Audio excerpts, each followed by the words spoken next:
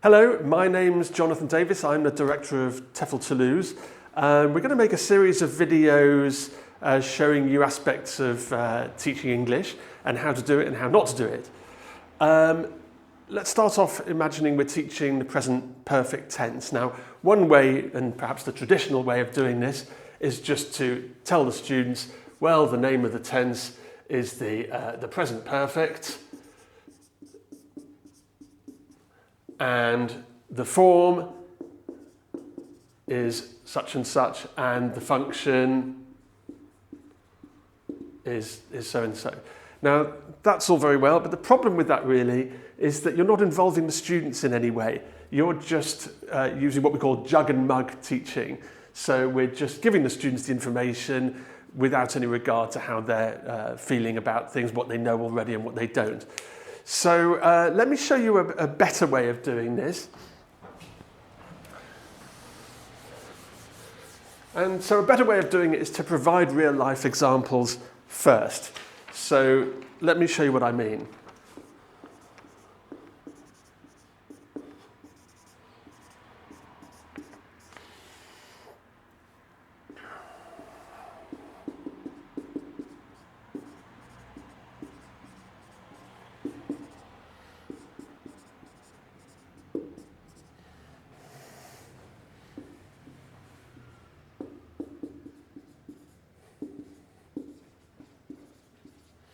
Okay, now once we have our model sentences, we can then ask the students questions. So for example, we can say to them, okay, so what's the tense here? And hopefully the students will say it's the present perfect.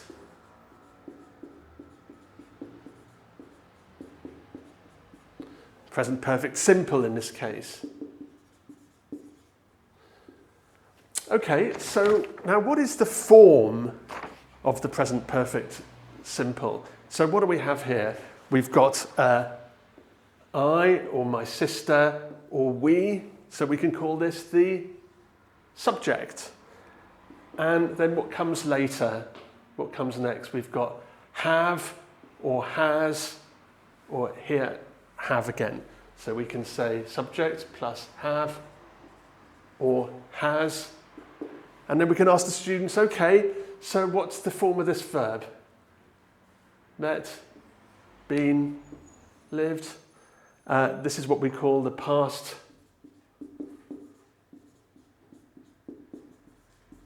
participle. Okay. So once we've established that, we can then ask them, okay, so what's the function? I'm running out of space on the board, I'm afraid, but I'm sure you're getting the essence. So the function of this is to talk about what? And hopefully your students will say something like to talk about life experiences.